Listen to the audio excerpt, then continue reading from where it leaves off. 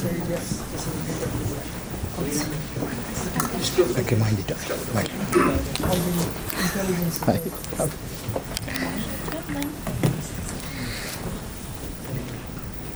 Okay, great. Good evening, everybody. A warm welcome to each one of you for coming this evening. Today we are completing the 8th episode of Tech Tuesdays, and it's been a great pleasure to have each one of you out here. The topic is obviously very extremely important to me, and I'm sure to everyone out here, but I'll come to that a little later on.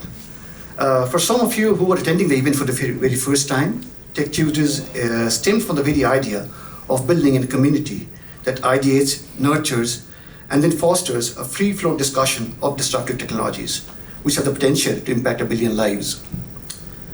As most of you would know, that Tech Tuesdays UK is a monthly event which takes place on the first Tuesday of every month, where we spend about an hour and a half having conversations around technology. The most unique thing about Tech Tuesdays UK, which some of you already have seen and some of you will probably go through it today, is that it's a free-flow discussion where we do not have any given script or any given set of pre-decided questions. Moving on, this event would not have been possible without the active support of our partner, K&L Gates LLP, who are hosting us.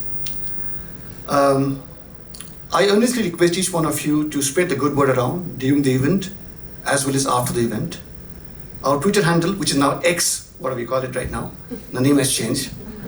So our X handle is Tech Tuesdays UK, as you can see out there. And on LinkedIn, please use the hashtag Tech Tuesdays UK.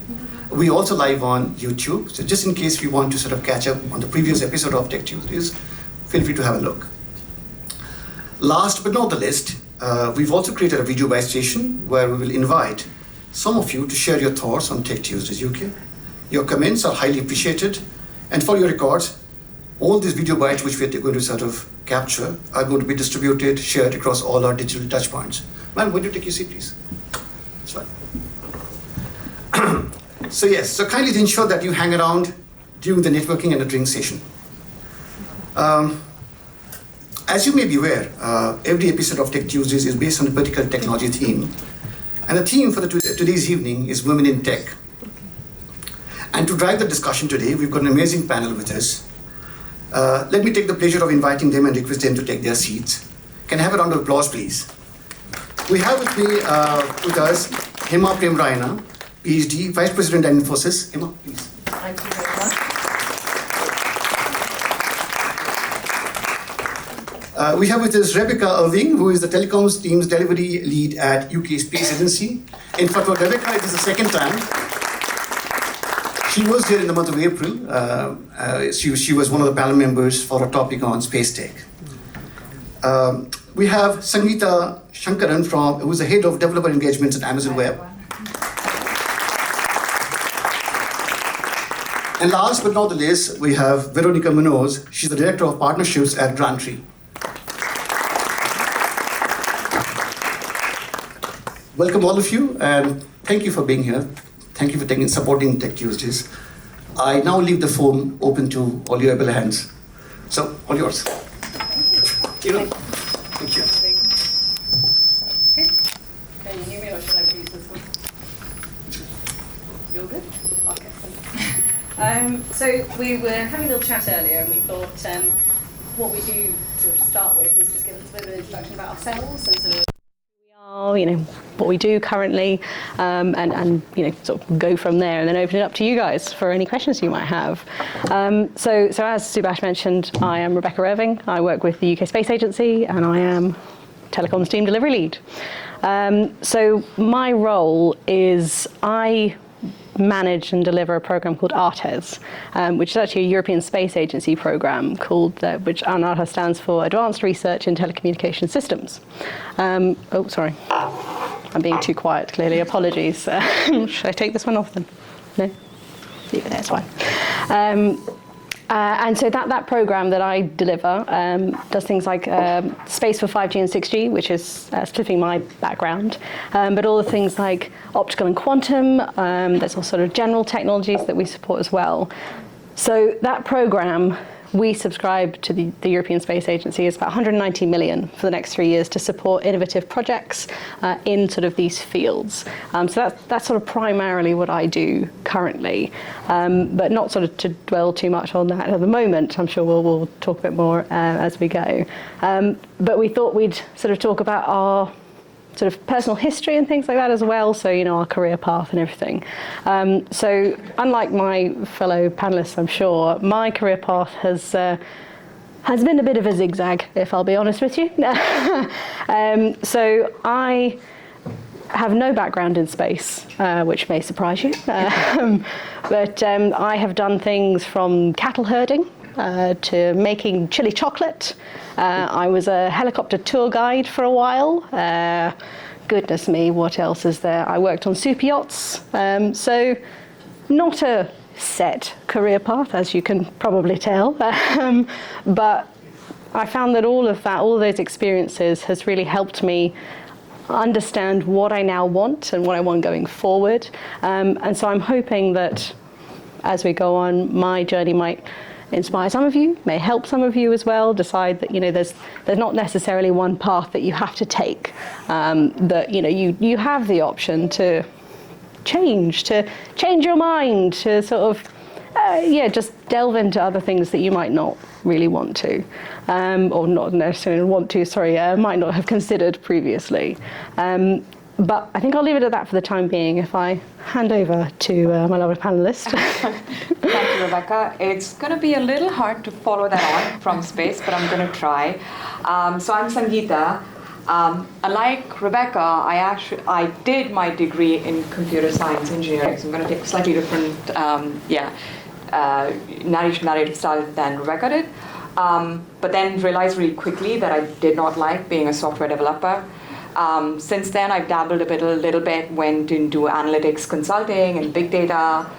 At some point, felt really confused, and so I went and did my MBA. I don't know how many people in the audience have an MBA, but there is a joke saying, when you don't know what else to do, you go and do your MBA.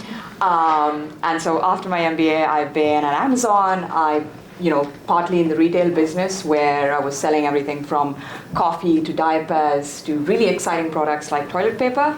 And then moved to Amazon Business, and in the last couple of years I've been at AWS, actually working across marketing and sales as to how we enable developers in our community to actually adopt AWS and the most important services for them. So that's been a lot more technical, so it feels like I did like my original software engineering job, but I've come a full circle, and what I do today is exactly that, so engaging developers to actually increase adoption of AWS. One thing that I've been really, really passionate about, right, I think, I don't know, a lot of people possibly resonate with me, is that women in tech, right, the story has changed very, very slowly in terms of numbers and percentages, and it's something that I've been really passionate about, both at Amazon and before, very actively involved in affinity groups, actively mentor, and really passionate about making the tech space today a lot more equitable and seeing what we can do as a human race to actually change the narrative a few years from now. So that's something I'm really passionate about, and one of the reasons I'm here. But yeah, thank you very much, and I'll pass it on to Veronica. Thank you. We were talking about imposter syndrome earlier on, and after these two introductions, I don't know what I'm going to say. But my journey starts when, about 18 years ago, I came to live in the UK. As you can probably tell by my accent, I wasn't born here. And I moved on to very different roles, all of them supporting international tech companies that wanted to land in the UK, so helping all those companies come here. That made me really have to learn very quickly how the ecosystem worked and what networks and support was there available for tech companies. So from one role to another, always doing the same thing, but with different sort of positions. And fast forward, now I'm working for Grantry, so I am the partnerships manager, and what we do is I work with lots of partners like law firms, accelerators, incubators, VCs, and all sorts of companies to help their cohorts or the members, sort of all the businesses, to access non-dilutive funding, which is something quite relevant in these difficult sort of times from the point of view of fundraising. And I think that's it, just like a quick who I am. I'm going to pass it on to Hema. Wonderful. Firstly, lovely panelists out here. And Subhash, thank you so much for having me today. It's such a pleasure. What an honor to be here today. What a lively audience. I'm Hema Prem. I manage the P&L for insurance business across UK and Europe for Infosys. That's the primary role that I play. Having said that, again, like I said, I just happened to meet Subhash in one of the events and one of the meetings, and he said, hey, look, I want to create this session which is around women in tech. And I thought that was such a powerful panel, right? I said very quickly, I said, yes, absolutely. So this is a topic very, very close to my heart. If you look at my journey as well, right, I'm from India in a lovely place called Goa. If any of you have been there or not been there, please go. It's a lovely place. Having said that, growing up there, I first got into the Indian Navy as a lieutenant through Short Service Commission. I'm talking about, you can do the math, talking about some 22 years back. It was about 98 or 2000 that time around. So, but having said that, the reason I even chose to get into the Indian Navy was one of these days I was doing my computer science engineering, and I saw there was a notice in the second year or third year, right, which said, join the Indian Army. And I was very excited about it. And it said it is the engineering field. All the more I got excited. And then there was a small asterisk there, and which said only for men. And that was enough for me to find out, why can't I really try getting in there? So eventually I did what I had to do, written to the headquarters, and there's a reason why I'm telling this narrative as well, right? I wrote to the headquarters in Delhi through UPSC. Some of you would be aware of some of these abbreviations. And they said, hey, look, we're trying to open this for women as well. And turns out that finally I topped the country. We were only 4 of us who got to the Indian Navy at that point in time, that too in the engineering field of the Indian Navy.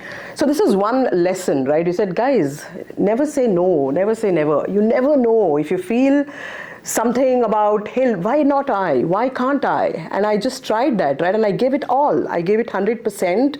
And eventually it turned out that I got into the Navy at that point.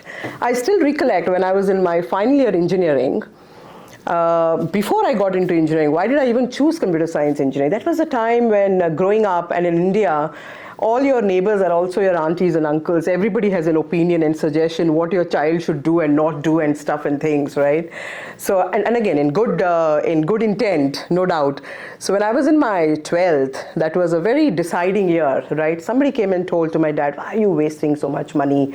I think you should just get her, why do you want to teach her learning computers those days? Rather just get her a typewriting machine so that she could quickly learn typing first, and basis that she can learn computers. Something to that effect, right? And that is a silent motivation for me. So I truly thank silent motivators in my life, because proving them wrong gives me that kick, right? So I said, why not? Okay, and that's how I got into my computer science engineering. And not only did I do my engineering, but also my management, my MBA in a similar area as well. And I landed up also doing a PhD and a research in compiler design and something to do, I'm sure you must have heard of the Indian Institute of Science, that is one of the finest research institutes. Also went on to do something like technology road mapping, trying to look at how is parallel computing, peta computing, peer-to-peer computing, grid computing, what is a metamorphosis of technology altogether in this whole space. Then applied it to something called I'm sure you must have heard of bioinformatics as well. So I applied grid computing to bioinformatics, looked at Monte Carlo simulations, and then ran them on a grid-based structure. Particularly looked at advanced analytics around support vector machines, particularly which is now used under the chat GPTs and AIs. Happy to take any questions on that space. But those are some of the areas that I eventually went on to do as well. So that's my background in terms of a journey. Every time, at every stage in my life and career, I used to always challenge the status quo. All I did was, not that I have the capability, all I wanted to do is, why not me? Why can't I try? And I started challenging my own self, and that's the background. Eventually landed at, and I was very clear, I don't think I'll be in academics, so I said I want to do whatever it is in the area of what is industry relevant. Look, I have to earn as well. So having said that, every work that I did, I ensured that it was industry relevant. So I had Intel India who sponsored all my work. Likewise, I had SAP who had sponsored some part of my work. And then I happened to meet someone at a conference, like I met Subhash, and then I got into Infosys. So I started managing their innovation group for the whole of the EMEA region. And 42% of my business was coming, and it was industry agnostic, right? It was anything around cloud, information, mobility, data, analytics, AI. It's completely horizontal function, and it was completely industry agnostic, but 42% of my business used to come from financial services and insurance. So it was a natural progression for me. Almost since a decade now, I'm managing the P&L for this unit for insurance. So I get to connect with the who's of who's in the spectrum, whether it is a CIO or it is a project manager, right, end to end across this region as such. But that's my primary role. I do have, by virtue of the role that I play at Infosys right now and outside, I do play a number of other roles as well, from diversity, inclusion, women in tech. I'm part of the UN as well, particularly specifically looking at some of these areas, UN UK, from a women in STEM and women in tech. So that's a brief about myself. Fantastic. I mean, what an intro. Could you ask for more, quite frankly? I mean, for all, of my fellow panelists, fantastic. There was a point that you mentioned earlier that actually I just wanted to draw out, was that just going for it. So myself, as I mentioned earlier, my background is here, there, and everywhere, basically. And so when the role came up for me to join the UK Space Agency, I have no space background. I have nothing so even remotely to do with space. But it was very much, like yourself, going, well, why not? And I thought, I'm not going to get it. It's a long shot, but I'll apply and give it my best and go for it. And I mean, it paid off. I absolutely love my job. Not to toot a hole, but space is pretty cool. It sounds pretty cool. It is cool. I can tell you some stories later if you want, but yes, I think I wanted to draw out that point of very much, don't let yourself hold you back. Even if you think that's something that I could potentially do. I mean, we were talking earlier about how women compared to men are perhaps less likely to apply for a job unless they have, loads of all of the criteria. I mean, you were mentioning earlier. So, really, really don't wait for checking all the boxes. You go for it. I mean, I don't know if any of my fellow panelists had anything else to add on to that, or any other advice on top of that. No, absolutely. But Sangeeta, if you have to. No, I just wanted to add that I think as and when I progressed, and as a hiring manager, one of the things that really gets me waking up every morning is when I see that for every 50 applications to some jobs that I put out there, there's 48 from men and then 2 from women. And when you go through the resumes, the women possibly tick 9 out of the 10 boxes, and the men actually are more bold in terms of just putting themselves out there, even if they don't have, all the experience, right? Like a commercial role, I'm like, do you have the sales experience? Do you have the people management experience? And do you have the industry experience? And sometimes people with none of them, right? And versus most hiring managers, I'm sure, right, are willing to take people who kind of have the right attitude, are willing to learn, and will go for it. Because at least from my perspective, I think about what's in it for the other candidate on the other side, right? If they have to come and do a job that they're perfectly capable of and they're not going to learn. So I think that's one thing I really want to put out there in terms of, if you think there's a job that you feel like, this applies to me as well. I feel like, I'm wildly underqualified for that. You're possibly not, so just go for it. If you find it interesting and if you really like it, just go for it. So yeah, I think that was just one thing that I really wanted to add. I think it's a great point. I was going to add something to that. When I started my career, I started in the diplomatic world, so it was very hierarchical. Back in the day, and I'm not going to say how old I am, but back in the day, there were mainly men, and especially in the very sort of top jobs. And so the people you were meant to be looking at were men. And the few women that were there, they were trying to behave like men. So there was lots of speaking and talking and telling and and there were no people asking questions. And then later on in life, I started meeting lots of super interesting mentors, and I realized that all the interesting people were asking questions. They were not about telling how much they knew, and I started to like spot the clever people because they were the ones asking the right questions. When I understood that, I started making a career out of it. And my career now is asking questions, understanding what people do, and trying to connect them with the right people who will support them and the right networks. So that was more or less just another tip that I've learned. What I should build on what Sangeeta just mentioned as well, right? When you have a job profile, right, and then you tick a few points and say how many of them do you really meet as criteria. AI. If I give this word AI today, how many of you in the room believe that can I actually do a role in the AI space? You may actually think, oh, I may need to understand advanced analytics. I need to know historic data. I need to look at different ways of using support vector machines and Petri nets and generate. No. The point is this, right? Today, the kind of expectation. So I think that's the whole point. You need to know the art of possible. Anybody knows what is prompt engineers? Today, in the space of AI and chat GPTs and everything we are speaking about, prompt engineer is actually becoming the in thing. And the skills that you're looking at, think about skills in 4 different categories. Right, the first one is skills that can easily be displaced, very, very repetitive in nature, and you can just displace it, right? Skills that will remain, for example, skills that will require a lot of logical thinking and looking at logic in that sense, right? So I think that is an innovative ways of thinking as well. And the other skill set is about human-computer interface. So now the whole concept of prompt engineering is all about finding the right prompts. If somebody is just talking to a machine, the machine should be in a position to ask the right questions, the right prompts. That's about it, right? And having said that, this is really picking up so much of late. So having said that, whenever there is an area that is being provided, I think it applies to me as well, it's really important to double click and think about the art of possible that a role can truly provide.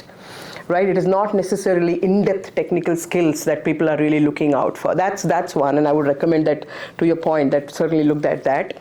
Now, but having said that, there are a couple of other things in my own personal journey, right? As much as this is women in tech, looking at your ecosystem and men in particular as allies. And trust me, honestly, throughout my journey, there has been a man or 2 or 3, a gentleman who truly were there with me on this journey at every given point in time. So men as allies and creating that network is extremely important. I would highly recommend that create your own boardroom, and your own boardroom doesn't necessarily have to be a big sponsor, CEO or something altogether. It's a simple own boardroom. For today, I met the lovely 3 ladies, and I know that we 3 will definitely be in touch. We are ready to look out for a space trip now very soon. We are just planning that space trip as soon as we got introduced. So I think it's really important, and it's helped me as well. Create your own boardrooms. They could be your clients. It could be a person you can trust. It could be somebody completely outside the context of your work who could give you an unbiased view as such. So I think men as allies, creating your own boardroom, and then looking at a pie model. And I always speak about pie models, right? Initially, I used to say a T model. You need to be an expert in one area, T, and then have the width around, or general knowledge about the rest of the areas. What helped me is a pie model, at least 2 subjects where you can speak with that confidence, speak with that expertise, right? Find the 2 areas, any areas, and then look. That's the reason why I called it the pie model as such. I think these 3-4 things truly have helped me navigate in my own career as such. Of course, you'll have difficulty, and I always say it is not an art of war. I'm sure everybody has read Art of War. It is not art of war at all. It is a game of chess. It is about where you are today and what is your next best move. So look out for a mentor, a coach, a sponsor. These 3 are 3 different roles. Identify who is each of these in your own ecosystem, inside or outside. So, and that's truly going to be helpful. No. Hope that made sense. Yeah, absolutely. I think I wanted to sort of, I've written down a topic of things that I wanted to personally discuss, but obviously I do want to open up to the audience in just a moment. But you touched on sort of male allyship, and this is a topic that we were discussing earlier. And I think it's to build on that. for the men in the room, it's drawing you into the conversation.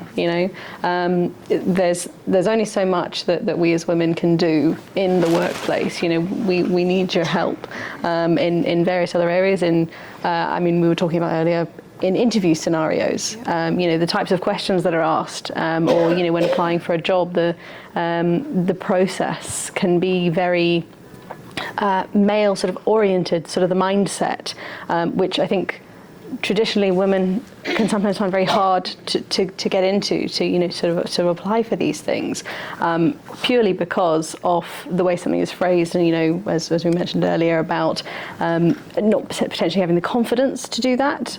So I think it's that aspect too. There was a point, I can't remember who mentioned it earlier, about a male allyship. Was it yourself, Veronica?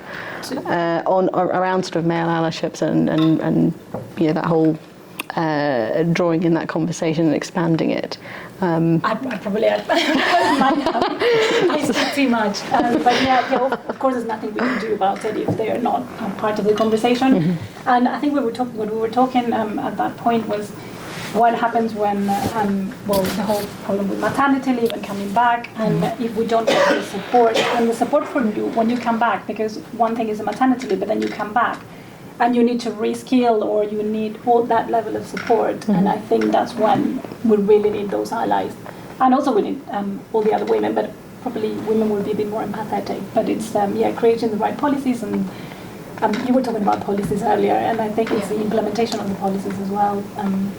Yeah. So, sorry. No, I think just to add on male allyship, I completely agree that men need to be part of the conversation, and we have, even at Amazon, we have like an allyship program, and we're still trying to figure out what that even means, right? Mm-hmm. But some really like simple actions that we've said we need to put out there is, I think, two things that stood out when we kind of surveyed women in the organization is, one, very often in possibly a lot of our industries, right, very often like women are the minority in a room.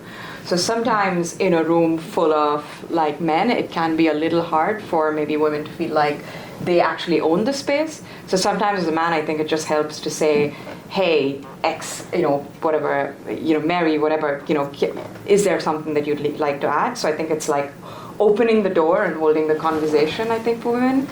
And the other one that actually came up was the fact that in every organization, right, every team, you always have a bit of what you call non-promotable work, which is for an offsite, getting something organized, or getting a room booked, or getting a speaker from another team to come in. I would say about 95% of the time I've seen women put their hand up for it, and men don't, and they don't really like add anything onto it. I think it's just women just naturally put up their hand for it, and I think sometimes also men assume that women just likes to do it, so they do it. And so I think that's something that came up, saying as an ally, how about you share some of that non-promotable work, because it's, at least in my experience, I don't know about all of you, that's one thing that I've seen. And so I think those are two things that, we've said men could at least take away in terms of definitely like participating and making sure every candidate that you interview, you also have a woman on the panel to make sure that, a diverse panel is also making, coming in for the interview and making sure that the person coming into your team is going to be respectful. And then the second one is, I think, on sharing non-promotable work. Mm-hmm. I did want to pick up on one thing that you mentioned, Hema, which was on, I think, a mentor, a coach, and a sponsor. And I think one of the things that I've often heard is women are over-mentored and under-sponsored. And, and I think even for me, right, I do a lot of mentoring, and I think I've also had a lot of mentorship. But I think I've struggled to figure out how do you recruit sponsors? So I'd love to kind of hear your perspective on how do you bring in a sponsor? Mentoring sometimes is easy saying, or a coach even, but I think the sponsor role is not defined. No, absolutely, it is certainly not defined, but finding the sponsor is $1 million question. I would love to know too. But but quite honestly, look, yes, it's easier to get a mentor, it's easier to get a coach, but a sponsor is a gentleman or a lady who is in a position of power, who can certainly ensure that the person looks out for you with that integrity, whether you're in the room or you're not in the room, right? And ensures, for instance, there's a recent example to your point, right? There's a colleague, that's not in my company, but there's a lady who I had known in some other organization, and she had been on maternity leave. And then I see this LinkedIn post, probably 9 months down the line or 10 months down the line, that she's being promoted. I was so touched by that post. Because usually, like you rightly said, you then have to get back to your role, then do upskilling, and then find something. But no, she has done such great contribution to the organization. She's been such a fantastic star. These are some, bringing the point to the policies. I think we did discuss about policies earlier on. But these are some of the policies, irrelevant if you're taking a break for whatever reason. Today you're speaking about maternity leave. There could be other issues which related to any other thing that you may even consider, fertility issues or anything at all, right? So you have a number of other issues, and how do these policies really impact them? So having said that, coming back to your question, is about a person who is truly in a position of power and will ensure that either you're promoted or your well-being is taken care, or you're being given the right roles and responsibilities, able to see that vision for you, create that joint vision for you, and give that direction and say, hey, give it to her, let's figure out. And then we are there to hold her back, right? That's fine, that safety net.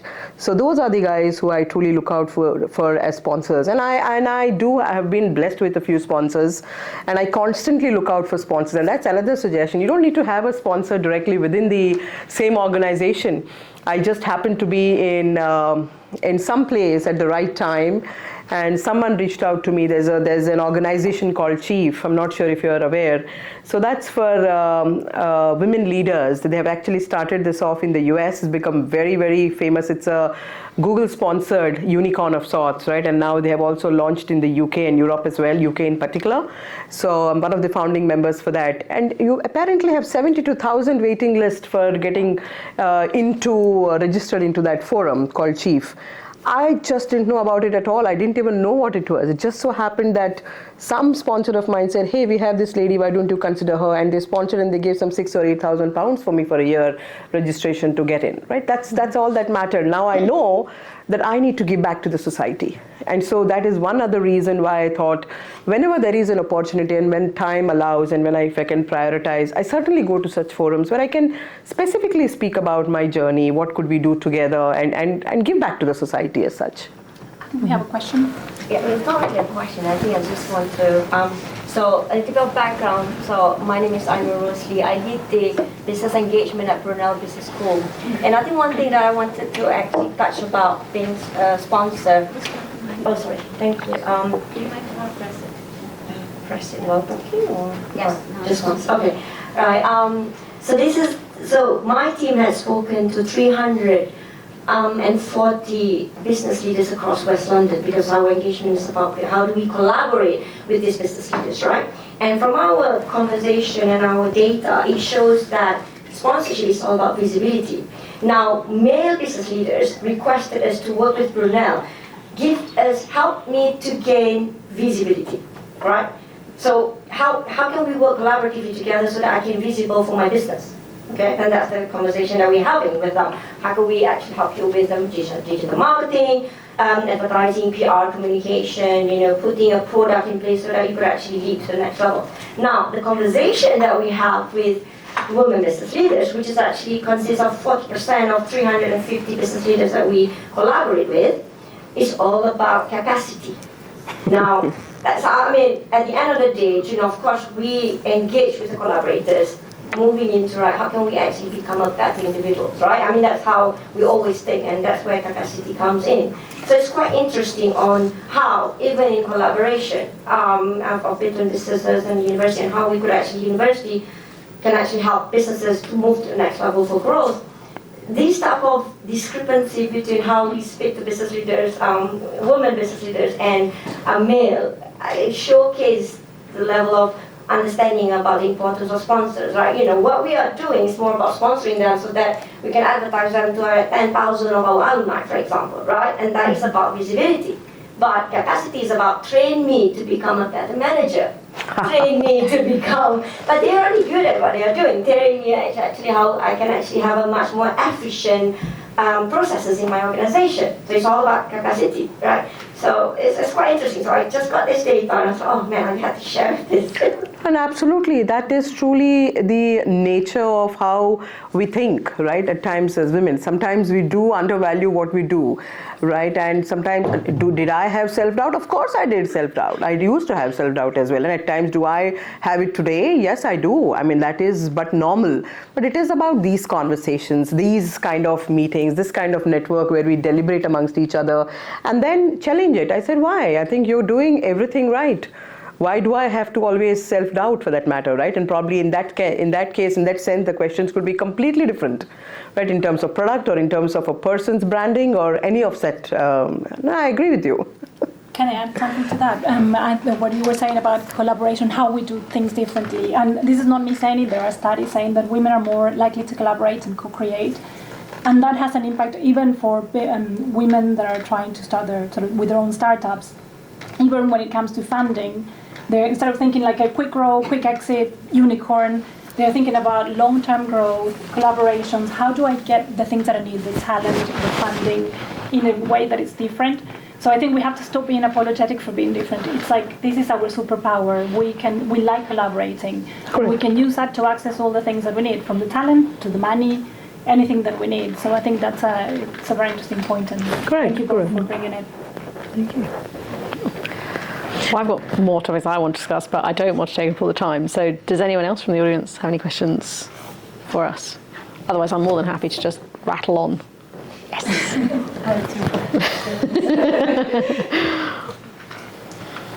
Hi, my name is Shayna. I'm from the US, and interestingly, my mother was in tech, and now I am. So I'm a second generation techie. Among the conversations my mother and I have had, admittedly slightly antagonistically, have been about family planning and how to come in and out of the workforce, because she had a lot of trouble with it in the 90s, believe it or not, and that has not changed. I do know that Google in the US, for example, is paying for fertility benefits. How do we talk, at the same time, when looking at current data on one's home life, we find that women take on more of the planning and execution of overall household management, especially when children are entering the picture. It's basically a full-time second job. At the same time, men seem to have a pay bump that women do not. How do we talk about a career planning in tech while also talking about fertility and the idea of the second shift? I'm very happy to take that question. Again, it's a personal journey, right? Of course, and I don't recollect I would have spoken about this anywhere else, but I'm very happy to now. I have had 4 or 5 failed IVFs. It was that difficult for me. I would have done anything in my career. I would have achieved whatever it was. But the stress levels, the cortisol levels, and hence everything that you do, you put all your energy on proving a point, doing your careers, getting there, getting this sponsorship. But on the family side, right, luckily enough, my husband, he was my senior at where I was doing my research. Great companion. I mean, I owe it big time to Ella. That's why I keep talking about men as allies. Great companion, great dad, great husband, great clients and colleagues, I must say. So it has been a challenge. We are now blessed with a lovely daughter who's 9 years old. Having said that, it was not an easy journey. And at that point in time, I did it was a very expensive journey, more importantly, more than physical and emotional stress around families and stuff. It was also a very expensive journey, I must say, right?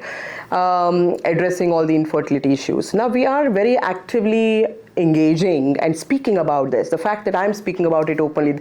Way back, 9 years back, 10 years back, I tried for 8-9 years, or talking about 18 years back, I've married, it's been 17 years. It was very difficult for me to speak about it.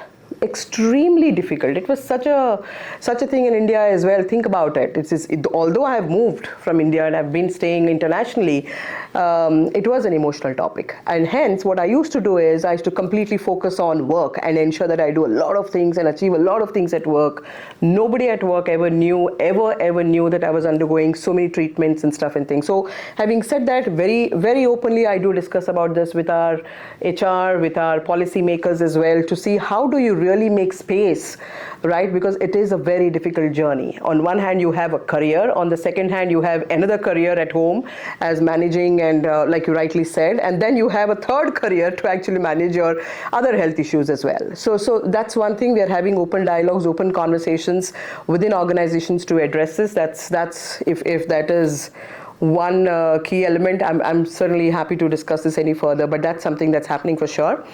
And the second part of it, in terms of work-life balance, I think it is something we need to very openly speak about this to your ecosystem. And that is why I always say we cannot walk this journey all by yourself.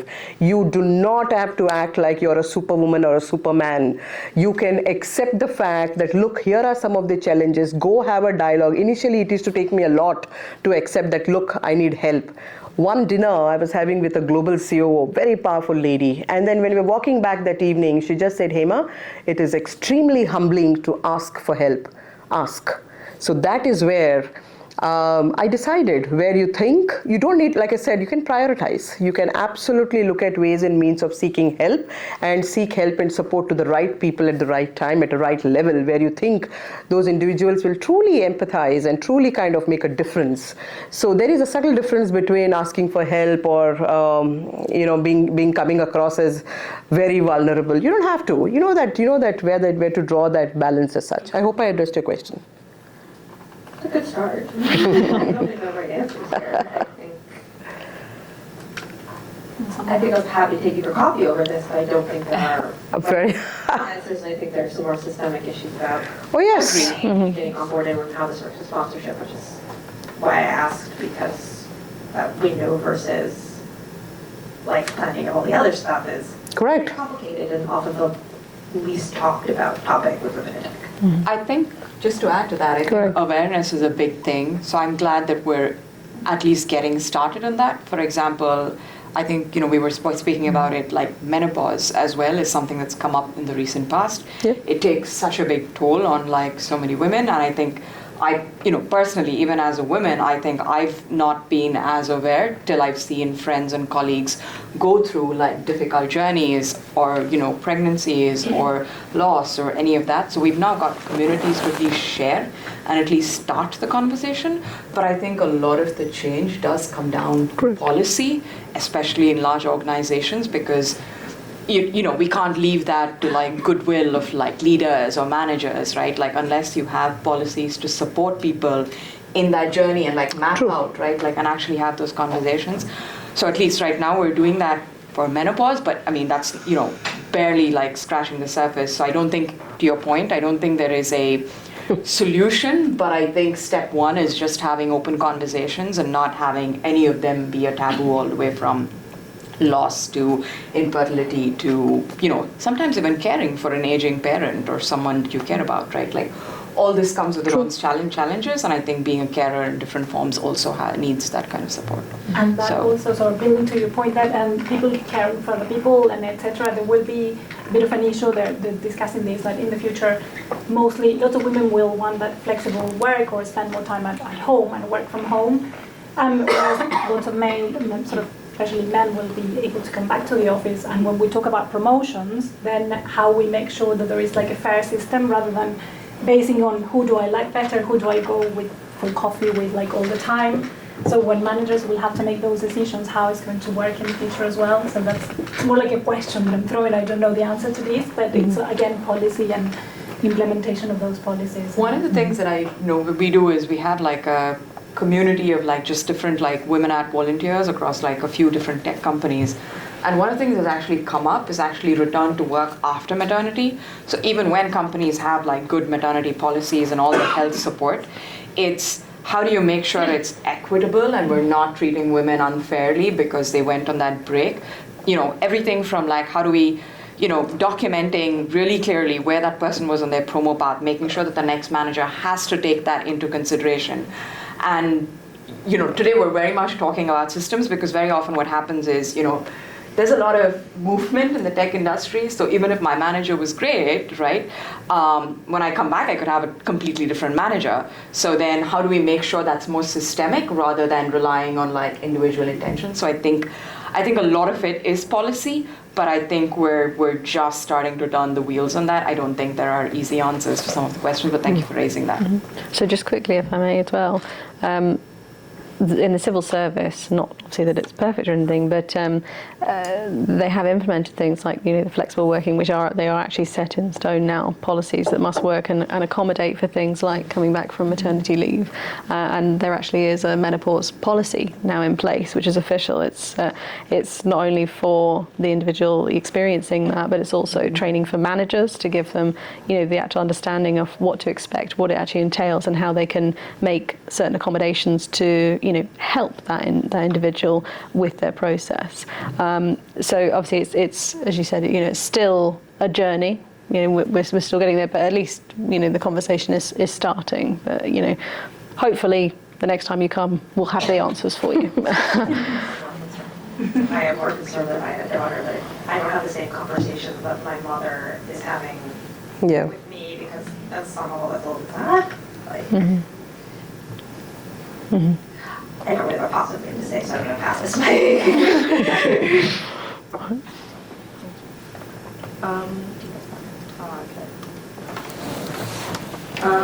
Hi, my name is Sasha, and I'm a student actually. And I I'm going to move a bit away from the family planning. More towards, you were talking about how you noticed that women and men have different mindsets, you know, things like being more confident and applying for jobs and things like that. And, you know, I study physics, which is incredibly male-dominated. And I can say that it is a sort of very prevalent mindset in all of the sort of female physics students. You know, there's a lot more imposter syndrome and things like that. So it seems to be obviously some sort of societal systemic issue. And my question is, firstly, what do you think we as people can do to combat that? But also, what are companies and future employers or professors or educators or anyone who has influence over the new wave of tech students, how are they helping combat that? Because there is obviously this issue, but what are people actually doing about it? If I can jump on that. Go ahead. So in the UK Space Agency, we've literally just gone through a transformation process to try and, sort that out, really. So I think I looked up some stats earlier, and it was something like 41% of women in the UK space sector don't feel comfortable in, you know, their role or the environment, whereas compared to sort of 79% of men. I think it sort of goes back to that point you made about, you know, very male dominated. It can be quite intimidating, I think, for a lot of women. I mean, when I first joined the space agency, I went to conferences and events and I was the only woman. Unfortunately, that sometimes still is the case. For me personally, I just sort of go up and force myself upon people.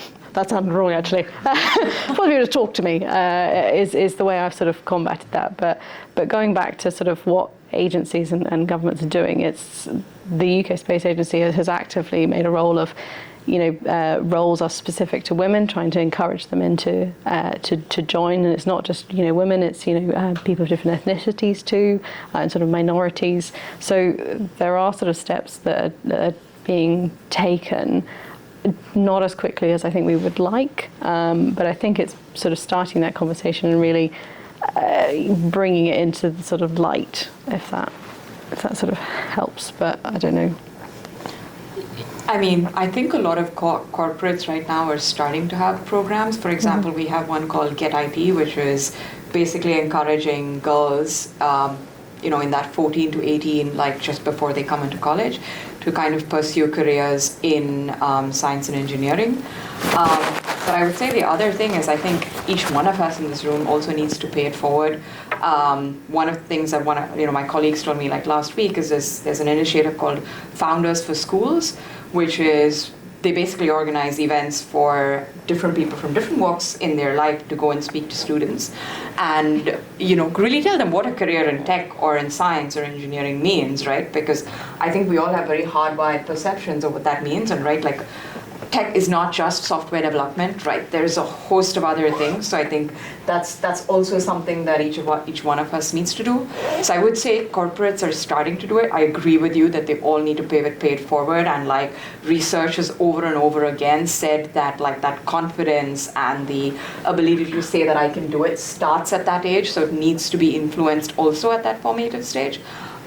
But we are definitely a far way behind, but I do think it needs to start with everyone like giving up their own time also to go and make sure that this is part of what they do as well. We definitely have corporate programs, but I can't, if you asked me, is everyone doing it? I wouldn't know. No, I agree. And I think my panelists have already spoken about number of initiatives, whether it is corporate or whether it is outside, right? See, we have this ESG, right? And the S part is the social impact as well. So we are all measured by this. Let's just give you an example. For one particular role that was being advertised in the recent past, what the recruiters did within the firm is they masked the data about the gender, and then they said, now conduct the interviews. It turned out, and this is a true example that's being conducted, it turned out that almost close to 28 of the 32 interviewers actually chose maximum women. And then they looked and then they said, look guys, it's all data-based conversations. Like I always say, right, data doesn't lie. Get the data in place. Data does not lie. It is your art of storytelling. It really depends on what narrative each of you really want to put together as part of the data, right? Having said that, there are a number of organizations, Every Women, Codes for Girl, Coding for Girl, Women in Tech, lot of initiatives that are going on any which ways. And like I said, each of us are specifically measured how many, and when I speak diversity, quite honestly, it is not about only women in terms of diversity. You're talking of neurodiversity, you're talking about generational diversity, you're talking about cultural diversity, a number of elements that we are seen into. And in our public, when you do report your results to the street, every quarter that we do, we specifically call out, particularly as of now, as I speak, last quarter, Q1, closure of June 30th, we have close to 38.9% women employees. We need to report to the street for your quarter-on-quarter results. That speaks volumes of the kind of initiatives that organizations are taking. But beyond that, right, broad-based thing, because it's more about tech as well, I thought I should just leave the audience with this particular thinking as well. In Infosys, what we have done is, again, as part of ESG, as part of it, we have launched something called Springboard. And Springboard is about having digital courses. There are about 14,000 courses as I speak that are being released on this platform. And it is all about earning digital tags. It doesn't necessarily have to be a degree that you need to earn. It's like you can go and create a resume or a CV just by these recognized digital tags, and then we land up in corporate jobs specifically for digital and technology if you have to really create a career for any age. And we have launched this even in some of the counties in the UK. So this is building on your point on how do we create careers as well, the art of possible. And this doesn't have to necessarily be deep technical skills. It can specifically be skills around how do you navigate your own, in terms of human-computer interface, for instance, the prompt that I spoke about as well. Number of different kind of courses. Like I said, 14,000 digital tag skills. I mean, unimaginable. You can imagine the spectrum of skills that you're talking about. So I think it's really, the time is now. If not now, when? So I think it's really up to each of us to leverage each other, this network, pay it forward, do what we can do, and build from here. Someone more microphone. Sorry, just a quick follow-up question, if that's okay? Yeah? Yeah, sure. Someone out there. Yeah, so I just wanted to build on something you mentioned, Hema, that you at the last quarter you had 38.9%, I think you said, of female employees. Another really prevalent issue that I'm sure we're all aware of is that although companies may, report lots of female employees, a lot of these female employees are very low level, and as you get higher and higher up in the company, there are less and less female employees. So, sort of adding on to my question about what are companies doing, I guess this also touches on the policies idea, but what are companies doing to ensure that women get higher and higher up in the company, and it's not just entry level, there are lots of women, and sort of don't get really promoted beyond that?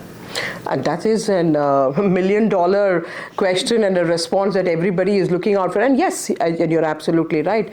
The bottom of the pyramid has the maximum density in terms of this 38% or 40% that I'm speaking about. As you go higher, of course, there are a number of challenges. That's where we talk about sponsorship. That's where we talk about truly creating that coaching programs and creating opportunities and giving that safety net, saying that go for it and go for the kill, go for it, and then figure out. We are there to support you on that role, for instance. And I think it's up to us as individuals as well to believe in our own selves, right? To the point that one of our audience did speak about, when there are business leaders, women business leaders, and when they go for training, and men business leaders, when they go for training, the kind of conversations that are being held are so different. So I think it is one, as much as organizations are attempting and aiming to do a difference and create a difference, it is also about us as individuals that we need to start thinking and having that vision, having that ambition, and creating a support system around you to support you really to go ahead. My husband today, we have ensured very clearly, it's not that my 100% responsibility to take care of the home, my child, the 11 plus exams or something to that effect, that's really on my head right now, but it's an equal responsibility for the two of us. So I think it is a journey. It is not that we have achieved. There's a long way to go. That's why we are still speaking about these conversations or having these conversations, having such forums to discuss.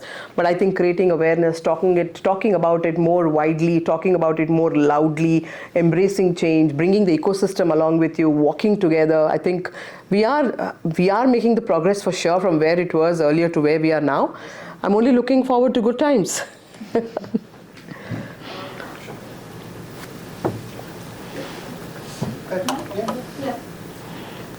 Hello. Yeah, I'm Sonali. I work for Tata. So, Hema, on the point which you had mentioned earlier about work-life balance. So, it is coming back to that you said that go and ask for help. So, that help is available and the family is there to support. But there are people like me who are a little bit workaholic and you're not able to do everything for the family. So the family is there to support you. Okay, the office is there to support you, colleagues are there to support you, everything is there. What to do about the guilt that you have? So Indra Nooyi says that you cannot have it all. So is that the mantra to follow? I mean, at the end of the day you feel, oh my God, I did so many things, but you know what, I didn't do this. So that guilt always remains at the end of the day. No, and a very tough question, right?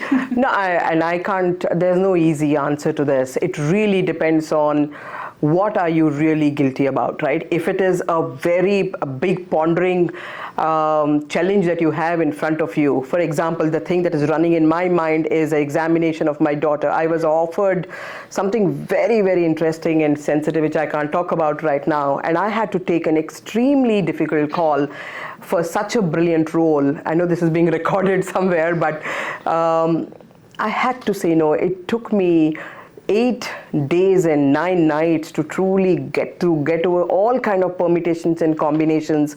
It is a most coveted role. I had to let go of it because at that point in time, I have to be responsible for the decision, right? I have to own the decision as well as the consequences of that decision. I think it's about how do you own your own decision making. There's nothing to feel guilty about it because that role was brilliant. I could have just embraced with both the hands, but having said that, I knew the timing was not right. But the fact is, I was approached. I was one of the top 2 in 400,000 employees. That gives me that confidence that says if not today, it'll come tomorrow, or when I'm ready 2 years down the line. So I think it is really an art of talking to your own self, right? No worldly families or friends can really provide you with that kind of, and that's what helped me, right? It truly helped me to own my decision and the consequences of the decision, and then decide and prioritize. You don't have to, like I said, we are okay to ask for help. We are okay to give up on a few things, and you are the owner of the decision, right? So that's how I convince myself. So I think it does it make sense? So you have to sacrifice. Of course. You can't get everything. Whatever you are thinking, if the ecosystem should be perfect, The ecosystem will never be perfect according to you. Why would you even, this is a longish conversation, but why would you even call it a sacrifice when you have made a decision very clearly? You have the pros, you have the cons, you know it is a difficult decision, you know what your priority is. If the same thing was come to me 2 years earlier or 2 years down the line, perfect. But now I know this is going to be extreme. I can't be so selfish just to think about myself at that point in time. And the same applies to my own partner. The same applies for the fact that he has not been. Yeah, so I think, A women or a man also exactly.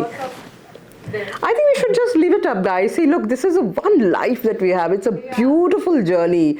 It's okay. If not today, it'll come tomorrow. Otherwise, day after tomorrow. We will just live it up. So that's what I would say, Sonali. What Meera Louise said was you can't have it all at the same time. You can have Correct. it all at different times. Yeah. But that time is so crucial. Yeah, it depends on you can have it all at different points in time, and you can plan for it. Like, I've had such a tough day today. Trust me, I was meant to be here by 5:15 to have a conversation with my lovely panelists beforehand. I could just reach here at 6:05 and I'm messaging Subhash. There was no way I could get out of that very critical conversation around some bonuses and something else. And it was such a heated conversation around goals and stuff, right? And budgets. And I was like, do I really have to come? But I'm so glad I came here, right? Because it really has relaxed me. It's making me feel that, look, all of us are having our own journeys. The density of it or the intensity of it is different or in different situations. So it's good to have a conversation. Like I said, like you asked me this question, I just feel it's good to have that boardroom. It's good to have a small, close set of friends who are non-judgmental. Have a conversation and feel happy with whatever decision you have taken. I think it's about also just understanding your priorities at the time. Correct. So, as we said, throughout your lifetime, your priorities change. I think it's just having a really solid understanding of right now, what's most important to you. Is it family? Is it work? Because that can change. Things go up and down the list on a daily, if not sort of hourly basis. So I think it's just really understanding yourself, understanding sort of what support network you have. Correct. And if one thing can maybe slip away for momentarily, then so be it. But you really just have to understand that yourself, and you shouldn't feel guilty. I mean, obviously, I can't speak for you. Everyone is different, but you shouldn't, as she said, you shouldn't see it as a sacrifice. You should see it as a not right now, but it will be. So, Moving away a bit from gender barriers and moving towards more of stereotyping of roles, I think my question is more to you, Rebecca. You mentioned about how disparate your experiences and the professional pathway has been. Would you say that you got lucky? I'll tell you why I'm asking, because some of us could also be sitting with that kind of an eclectic or experiences, and more often than not, many, and I have data points to support where they say that when you have too many experiences which do not really fall in a particular pathway that normally a panelist or an interviewer is looking at, you're out even before being considered. You don't even breach that. So I would be very keen to understand what your experience is. Did you get a timely sponsor? Did you get lucky? Because this doesn't have to be with gender, but more, my own experiences have been that more often than not, women end up, there are some informed choices, and then there are some situational best go choices, that you make, which ends up maybe your resume looking far more diverse, far more eclectic than probably your male counterpart. So, thank you. So yes, as I mentioned earlier, my CV, I'm sure I can share it with some of you if you would like to see it, is very sort of patchwork, and for me, I've never seen it as sort of a negative. I've always seen it as at that moment in time, I want to give that a go, and why not? And from every role that I've had, I've been able to take that forward to the next one. So from cattle herding, I learned patience. From tour guiding, heights. This is obviously silly examples, but on a more serious note, it's no matter what you've done, there's always something you can take from that going forward. And when I've gone for interviews, for me, it's always been a talking point for the person interviewing me. They've always gone, what is this? On my CV, I actually have 2 UKSAs. I've got the UK Sailing Academy and the UK Space Agency, and that normally raises a few eyebrows. But my advice would be,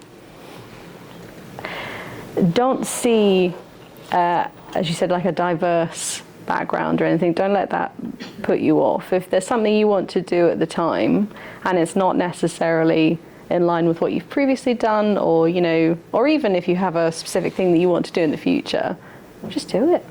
So my follow-on question to you is, maybe that's not how I feel, and which is why,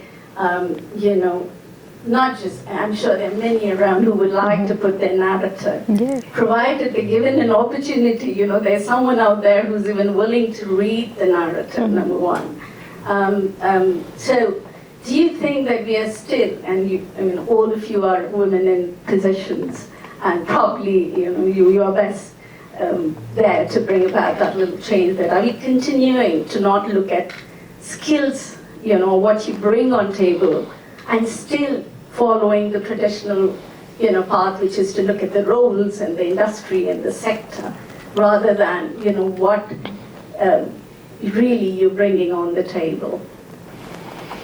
So I think whenever I have interviewed people going forward, I've always had the mindset of, it doesn't matter what you've done, but who you are, and how would you fit into this whatever role it may be.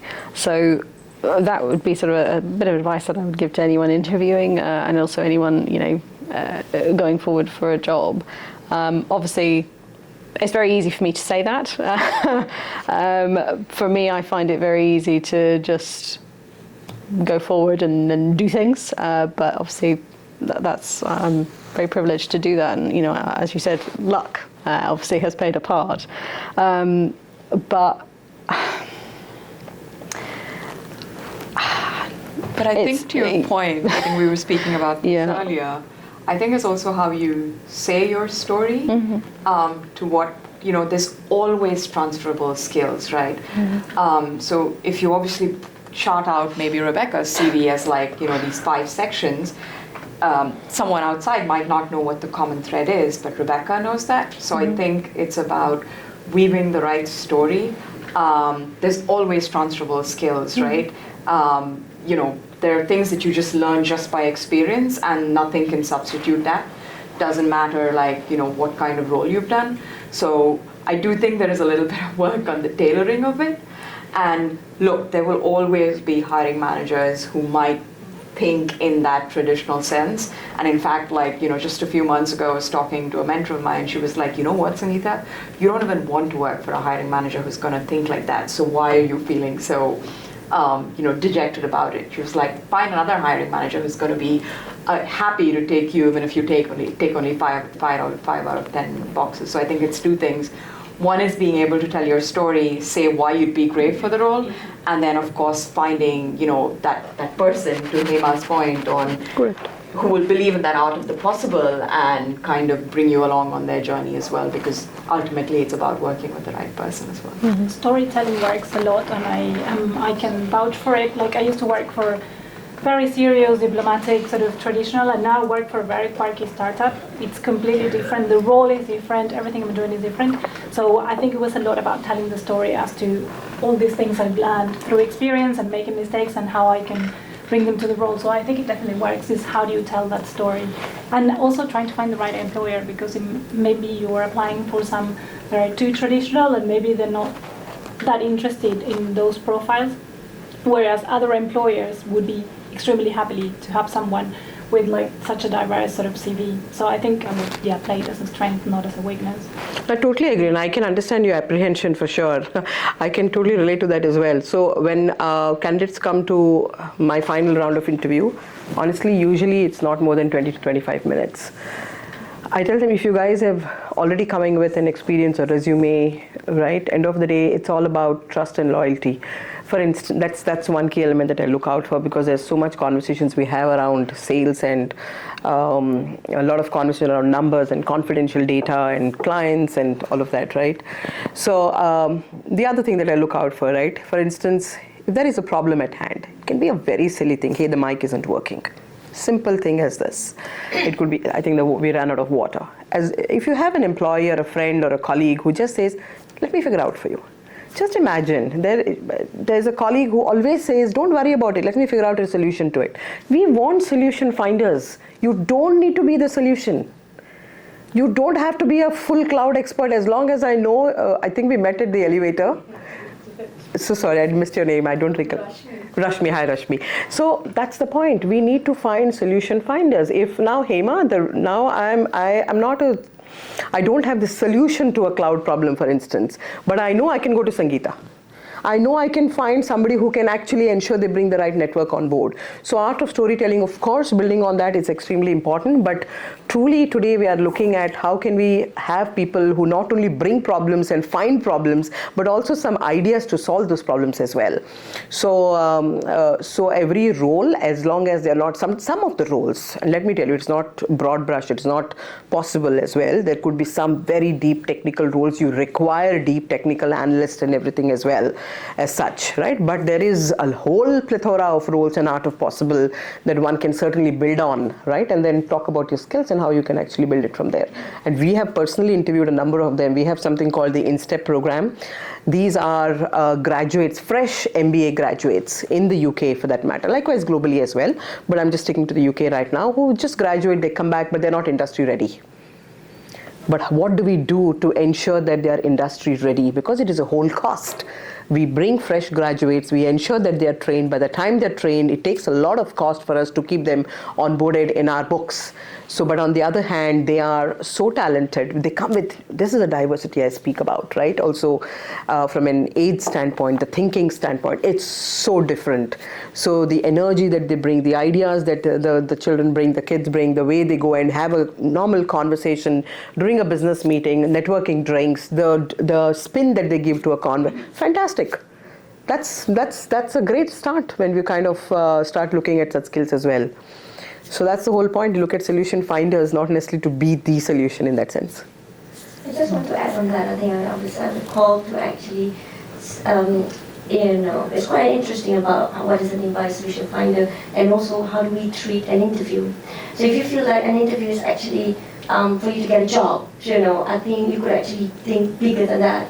Most of we talk about sponsors as well, because most of the people that are sponsors, I don't really know them, and I just simply knew them through interviews. I couldn't actually hire you because it doesn't fit now, but I knew somebody could actually benefit from your talent. So I think if you look at it differently in terms of how you approach an interview, it's about our conversation, storytelling, how does it fit? These people on the interview panel, they know a lot of other people, and they know a lot about their network. Their network is so huge that if you're actually able to bring in the energy, bring in the energetic yourself and showing who you are, sometimes they will be able to help you to find fit. So it's, go for a lot of interviews, because interviews is not about finding jobs. I now know somebody who's actually my friend because I went to an interview, which they didn't actually hire me. Well, because of that, connected me to somebody else who actually hired me. And then from that connection, I got two offered jobs at the same time, because they know, based on that conversation. So don't feel rejected that you don't really get an offer, because that is your first step of networking. You came here, right, for that networking. You could actually do the same with an interview. The moment that you get landed, that means that somebody else is observing you and trying to say, all right, where else I can actually fit this. And most of my team that I hired, they came on an interview for the first time that I did not hire. And then they tried again. And I kind of like, why did you actually try again? And it's quite interesting. And we got to get more conversation. And I said, hold on a minute. And then she came from Cambridge. and I'm actually in Brunel, and the Cambridge entity from Cambridge doing accelerator and startup support program for scale-up and investment, willingly to work in Brunel with me. I mean, I think there's a thing that you see the aspiration of that individual, right? I think we could actually work collaboratively together on this. So these are, things that the fact that she applied twice and 3 times, meaning that, all right, there's something there that you wanted to explore on yourself, that maybe I could actually explore whether it's aligned with what I want to bring my organization, right? So you see, it's about storytelling and how we match, right? And I brought her on a part-time basis to test first. Now, yeah, we can actually work together, and then full-time comes in, because it's really not easy to leave Cambridge. I'm just saying, right? So it means that it's about fitness, So don't feel that I didn't get a job. No, I mean, for any role, it's about you are interviewing that organization, whether is it fit or not to be in that organization, and that organization is trying to get to know you better, whether does it fit or not. I think that's an interesting narrative, I must say, and this is something I must tell this audience. When I was 19 and I was giving this whole examination, it's a government examination to get into the Navy. I just mentioned about that earlier. So we have about 24 to 25 screening tests, and in order to get into the Navy, and I'm talking about 22, 23 years back, you can do your math, my age, that's fine. But having said that, it's right from your aptitude test to attitude test to your psychology test to psychometric test to physical test, auditory skills, general knowledge, name it. I have cleared every possible test, and then out of the hundreds and hundreds and hundreds of other candidates, they chose about some 7 or 8 of them, finally, just for the very final round, which basically is, we have something called the group task officers who will actually take us to the ground and have us to do a lot of tasks and act like as if you're holding missiles, and it's like a proper movie. And we reached to the final stage, and that stage was about finally looking at all the officers who were with us the past 14 days in full glory, in full uniform. So you can imagine everybody, each and every officer were always in very casual wear, but on that day they'll be with the entire batches in a big conference room. It is very intimidating, to say the least. You have to just walk straight, go there and just stand there for 5 minutes, and they'll simply ask a question, and that is the first time you'll be shocked to see what the Indian Defense or the Navy, in that sense, officers would look like in that particular room. Right? I can still see it fresh in my eyes. So I reached that final stage. That's after the 14, 15 days. Even if you clear the 5th test, 6th test, or 12th test, if you fail the 12th test, you're out the next day. They'll give you a second-class train ticket to go home. Right? That's how it used to be in terms of the selection. So I finished all the 24, 25 tests. I reached there. That final day, everything was perfect. They gave us the files, and then they specifically wrote, you have a TR, temporary rejection. Based on that, some little interview, whatever it was. And why did I get a TR? First of all, I just went for enjoying the journey. I didn't expect I'll get through to that stage. So I was very excited I went to that stage. After I cleared the 14th or the 15th day, they said, you have a TR, a temporary rejection. So I asked them, why? Can you believe the reason for that? They said I was 23.5 kgs overweight for my age at that point in time. And hence they said you got a temporary rejection. You have 42 days time to go ready. And 42 days, I have to reduce that much weight to even get and be fit to get into the Navy.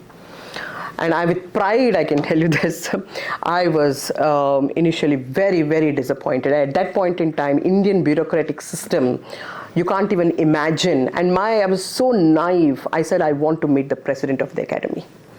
And I still remember the cantonment. And these guys were like, are you kidding me? What are you thinking? How can you even think about meeting the president? I said, what is there to lose?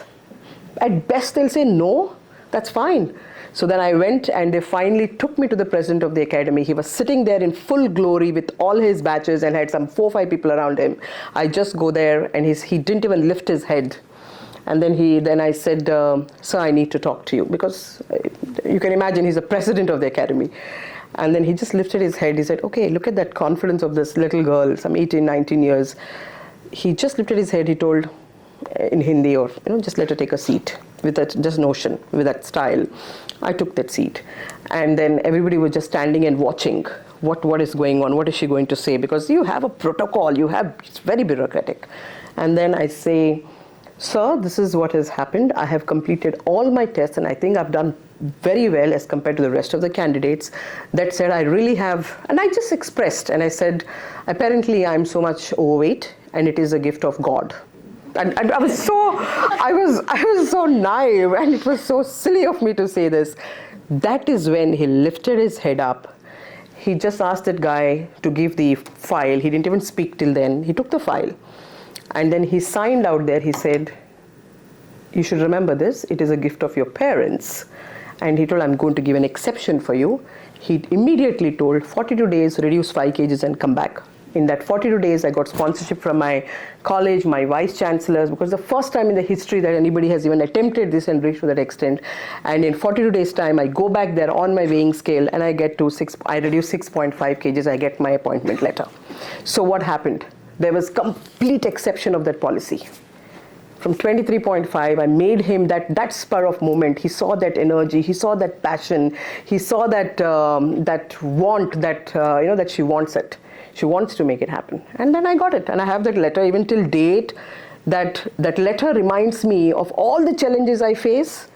It always reminds me of that experience. Just try. What a big deal. It's a no, that's it. So that's hopefully that's inspiring enough. It inspires me every day. You had a question. Yeah, thank you. So I wanted to ask how possible it is to encourage the younger generation to get into tech.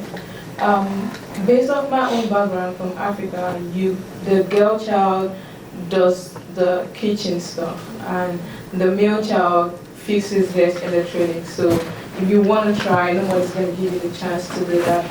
But I mean, pulling through in that kind of condition and seeing how is it possible that the mindset is fixed right from the childhood, and you're encouraging the child that you can also venture into this, you're not restricted to what you can do. So how do we make that possible for the younger generation? I'm very happy to take, but... STEM outreach.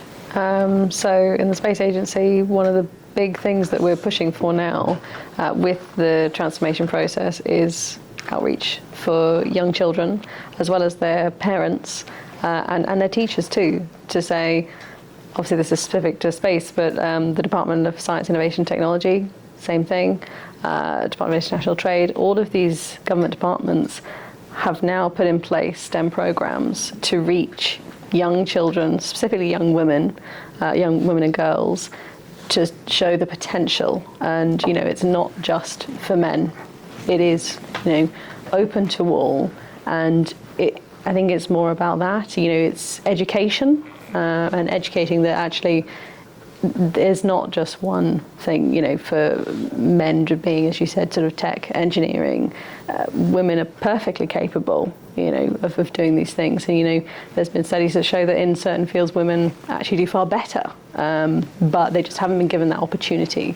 So by putting in place these, as I said, STEM outreach programs and things like that, that's the first step at least. To addressing that issue, really. Obviously, that's sort of the government perspective. I'm not sure of the sort of private sector, if anyone other thoughts. But. There are a number of initiatives. There are a lot of initiatives that are happening today within organizations, but I'll just touch on a couple of them, right? For instance, what we are doing very, very actively is we are going within the UK in particular to start with. We are doing in multiple geographies as well. I'm just sticking to the UK. The students who are yet to take science subjects, for example, we are ensuring that during every break, we have a set of students who visit our offices in Canary Wharf. Just simply visit, just have a catch up. Somebody is working, doing some coding, or somebody is doing a sales call. Just simply take a tour of our offices, right, as a team and as a group, so that they have a first-hand experience of what life would look like. It is so that is one thing. And second is the curious minds. They keep asking us so many questions. So that's a whole day exercise, maybe about 4 to 5 hours with working lunch. We have speakers coming in, speaking about their journeys. So I think it's about creating awareness. It's extremely important not only to talk, but experience firsthand and ensure that each of our, Amazon for example, right, your organization as well. So if we find ways and means of ensuring that we create such opportunities and avenues, that we have various students coming in and actually experiencing life, right, in the tech industry, why not? That's one of the ways. Second is we'll be launching something very soon. We just created the concept now, hopefully on the 19th of September or the 11th, which is the Girl Tech Day, I believe. I just heard about it today. So something around creating inspirational speeches and then broadcasting it at nth level to degree of, and showcasing what it is to be in tech. What is the art of possible? What are the careers possible? That's the second. The third thing is last mile as well, and that's an extremely important concept. It is not only about talking about tech, not only talking about here are the different roles. How do you help with last mile? There could be geographies or pockets, even in the UK, where kids cannot afford having Wi-Fi, or cannot afford having a laptop, or cannot afford having a computer or a space to sit. How do you ensure you also do the, end of, or the look at the entire value chain as such and see how you can actually make a difference at that grassroots level as well. So there are many interventions that are happening as I speak, right? Depending on which geography you're looking at as well. So I think there are a number of ways, and again, if you have to connect offline, and if there is anything I can personally do or all of us can do together, very happy to do that. Thank you. I have got a question. Can you hear me? Yes. Sorry. Hi, I'm Rudy, and I work with the London School of Economics, Media and Communication Department as a researcher, and my field is gender and technology. So I'm very much invested in this. But I come into the space after 2 decades as a journalist. So I'm going to quickly talk about this report that came out very recently. And there was a little song and dance around it because all the media organizations were absolutely ecstatic by the number of women that they managed to recruit. So they've got more boots on the field now. And with all the organizations, I mean the BBC, The Guardian, and several across the world, because this was a UN-based report. But when it came to talking to these women, and there were a bunch of researchers that went out and had these interviews, there were a plethora of issues that came up, whether they were conscious and unconscious bias, whether it was microaggression, the system of reporting these things, the system of finding solutions to these things were at best very vague or did not exist. But all of these organizations are out there talking about how many women they're recruiting. So that's another space that probably needs a lot more conversation to happen, but also women within these organizations, and I'm sure within your own organizations, need to take a more active role in that. And I'm not even going to talk about the gender pay gap. Last I heard, it was about 124 years that some of the sectors would take to fill this gap. And it's, when you think about it, it's absolutely atrocious why we even have it. But I'm coming to this from more of an ethical perspective. I think it's a given, and there are massive research and studies done on this, that technologies are masculine. But with more women now getting into this field, with more women now being responsible for creating new technologies, do you see this change? Do you see, and I'm not going to say women-friendly technologies, I think that's a pipe dream at the moment, but do you see technologies be a little bit more women-friendly, safeguard women, or probably head towards some sort of gender-neutral position? And what can you, as people in the field, do about that? Thank you. Are you talking about like adoption of technology that exists out there not being women-friendly? Yeah. Is that where you're coming from? Yeah. Okay, got it. I think there is, of course, like women are big consumers, and I think that's one of the narratives that is always going around, saying if women are consuming this technology, shouldn't we also be the ones who are developing or leading these initiatives? I can tell you, right, like just from my experience, at least within Amazon, or at least when it comes to things like, say, Alexa, we do make sure that we are trying to get a very diverse perspective, not just from a gender, but also from different parts of the world. From, one of the things that we did was also people with slight speech difficulties, and how do we train them? So there is work being done on that space. But I do want to specifically ask, were there examples where you did feel very strongly about technology today not being as accessible or as friendly? I mean, when you think about it, let's take a very common example of social media, right? We know the kind of response social media has towards women is extremely vitriolic compared to men. If you look at AI, the idea of deep fakes, that could be extremely, extremely harmful to women. And obviously policies and regulations are very slow to catch up with technology. So as women at the forefront of tech, what is it that you could inbuild as safeguards? Or is that even a possibility? Or are we just battling this very gender-biased field of technology, that technology gets introduced and women are just trying to safeguard themselves from the harm that it could actually do to them?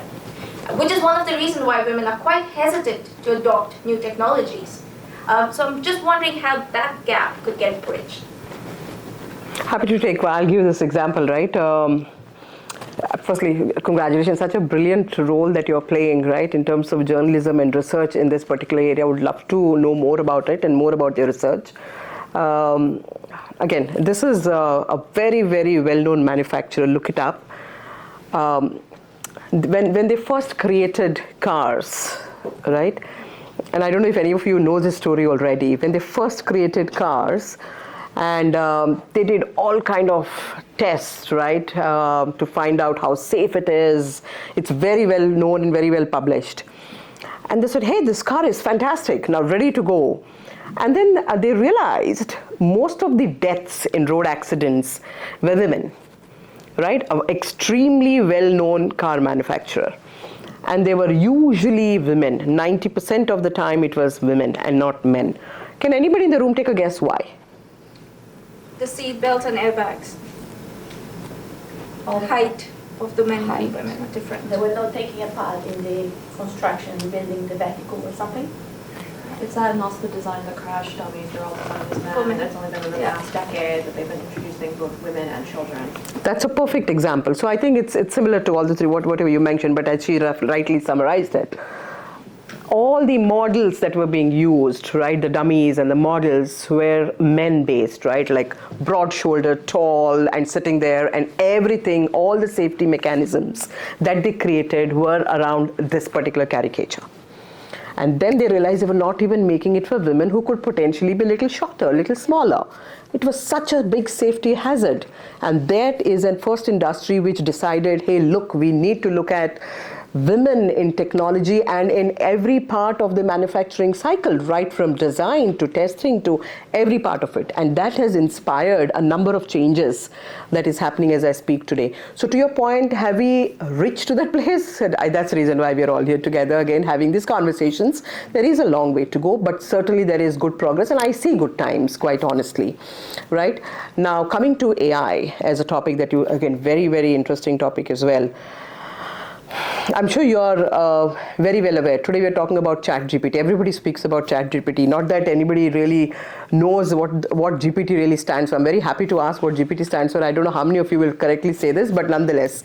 So you have ChatGPT 3, 4, 5, a number of BARTs and number of other technologies coming on board. But having said that, UN today, as I speak, is putting specific policies around how much of research one needs to do and what is the kind of AI applications you're specifically going to be used, and hence there's going to be a whole governance policy around this as we speak, right? So there is definitely a lot of improvement or progress that is being made, but this sounds like a very diplomatic response, right? But that is what the reality as well. But again, like my colleague, my panelist mentioned, if there are any specific examples beyond this, probably I can attempt to answer and address.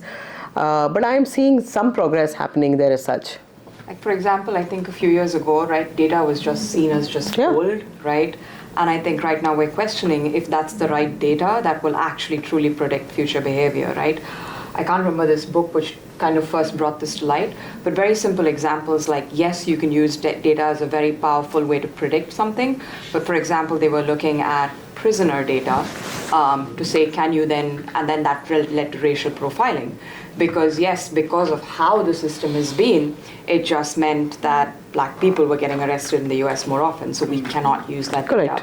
So similarly, I think we're applying that thinking to almost everything, right? To say, is this data truly going to do the right thing, right? Like, for example, if it's data of, which identifies gender, is that data that we have. So there's a lot of work right now on assessing whether data is fair and your sample set is fair before you even go on to, AI and ML, and that's where I think the ethics of AI comes in. So I think there's work being done.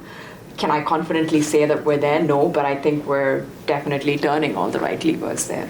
And one other positive thing to add to that is there's also been progress when it comes to grants being awarded to women, sort of women founders that work in the technology space, and it's proven that women tend to resolve real life problems, and that's one of the reasons they get in the grants, because the grants are for real life problems.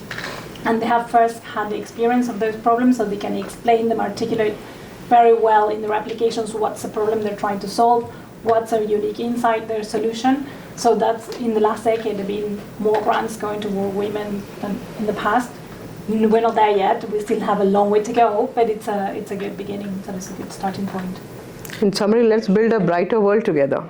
Good question from India, I think. Yes, Sabina. Oh. Can you hear me? Sabina, can you hear us? Hi. Hi, yeah. Hi, I'm Dr. Sabine Kapansi. I'm the Global Strategy Lead for UN Emergency Response at UNDAC. And thank you so much for organizing this and allowing me to ask this question.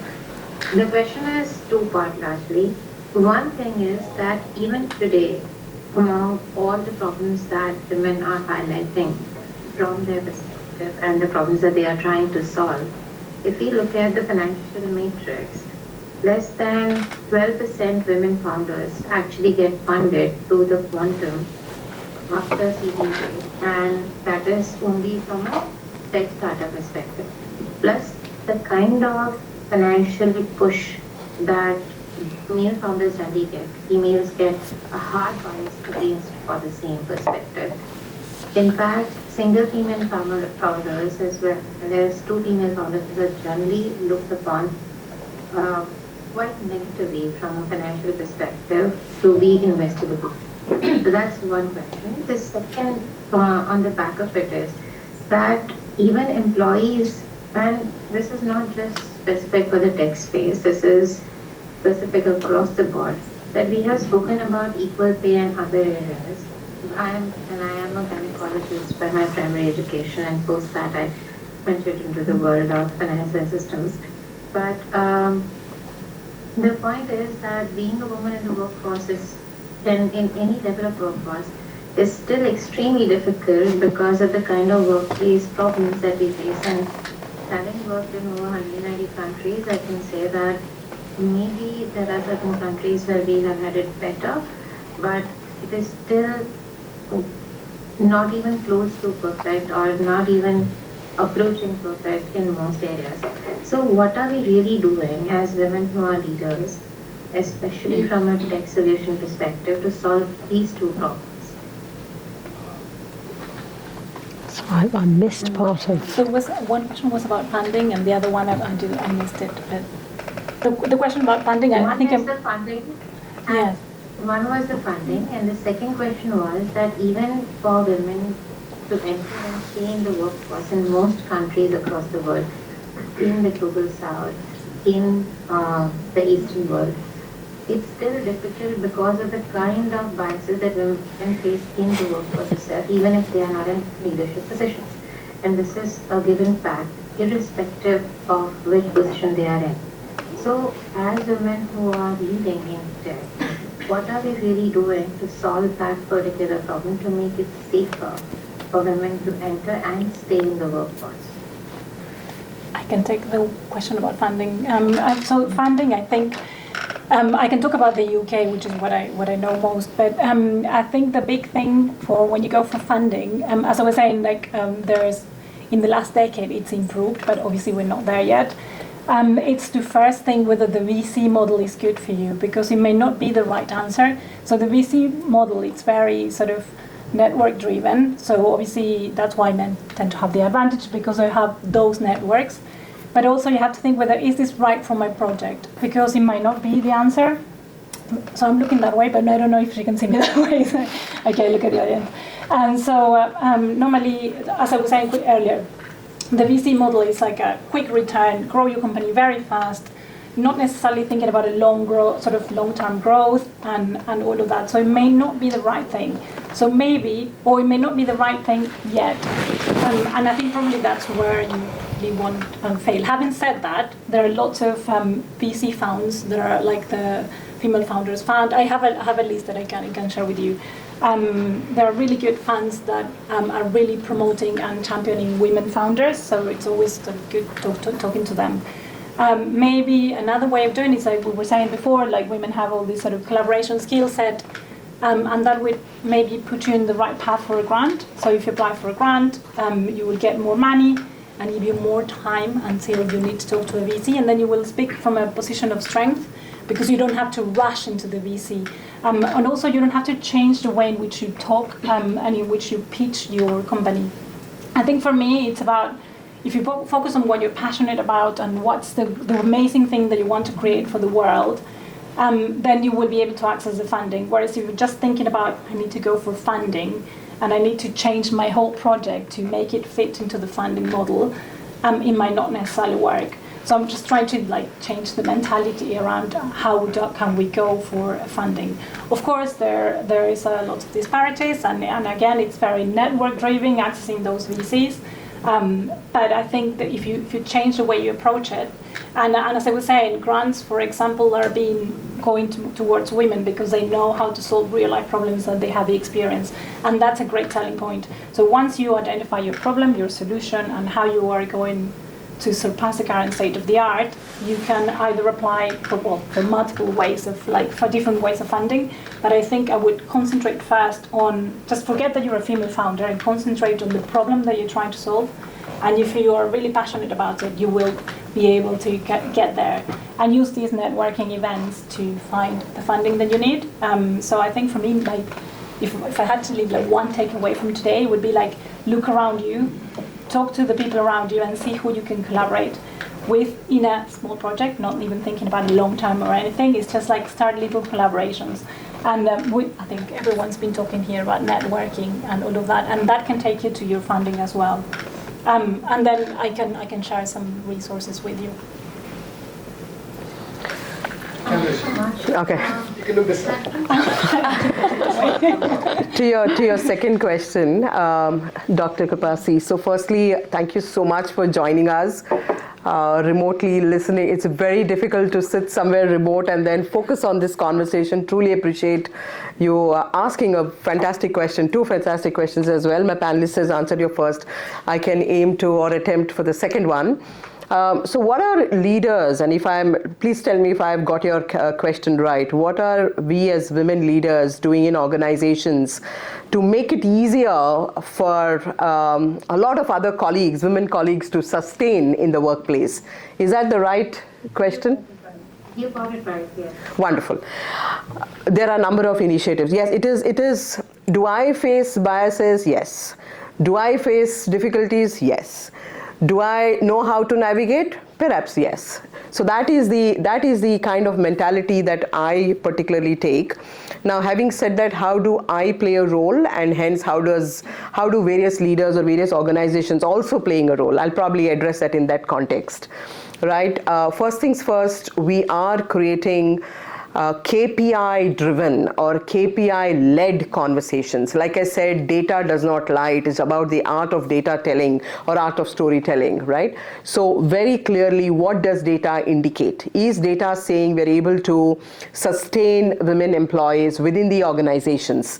And if we sustain, to your point, which you had specifically asked about, what part of the pyramid are we able to sustain? If there is more middle management or more of the foundational teams, but what is happening to the top management? Why do we have only one or two or only a handful?